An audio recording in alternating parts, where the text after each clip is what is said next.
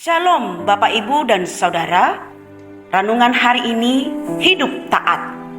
Bacaan kita 1 Petrus 1 ayat 14 demikian.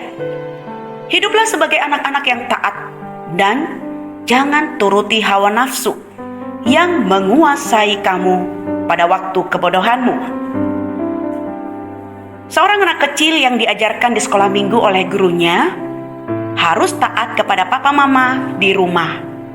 Anak ini mendengar dan melakukan sesuai arahan guru sekolah minggunya. Suatu kali orang tua ini menyuruhnya untuk pergi ke warung membeli sesuatu. Anak ini pun pergi dan pulang membawa sesuai pesan daripada orang tuanya. Orang tuanya senang melihat kelakuan anaknya, baik sekali. Pada suatu kali orang tuanya memintanya kembali untuk pergi membeli sesuatu ke warung. Kali ini anaknya tidak langsung pulang ke rumah. Namun ia singgah dahulu ke tempat temannya dan bermain sepedaan.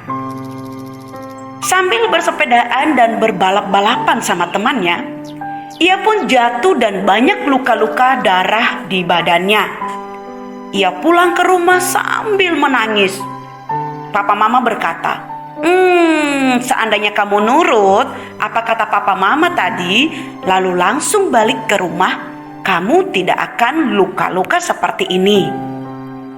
Bapak, Ibu, dan Saudara, dari cerita di atas mengingatkan kita sebagai anak-anak Tuhan bahwa Kristus telah menebus manusia dari dosa-dosanya dan diperbarui dalam anugerah-Nya.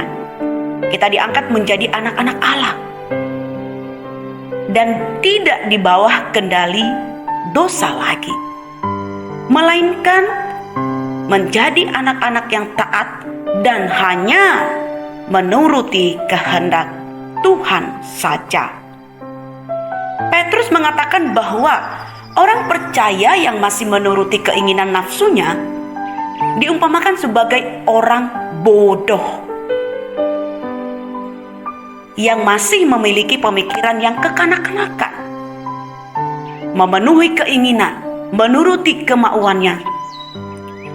Dan justru sering sekali kita kemudian jatuh dalam dosa oleh keinginan kita sendiri.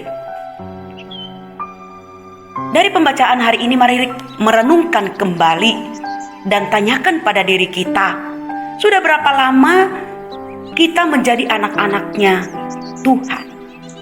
Sudahkah kita menjadi anak-anak yang taat dalam Tuhan? Atau sebaliknya, kita masih cenderung hidup menuruti keinginan nafsu kita? Bapak, Ibu, dan Saudara, mari kita belajar menjadi anak-anak yang taat dalam Tuhan.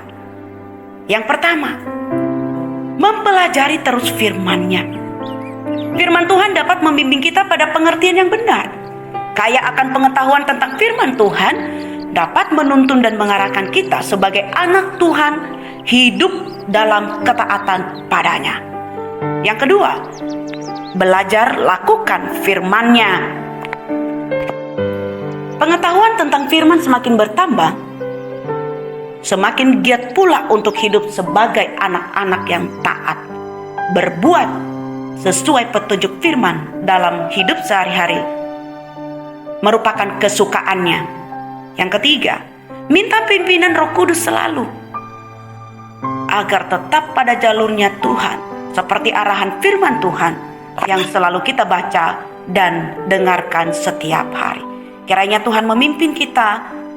Tuhan Yesus memberkati. Shalom.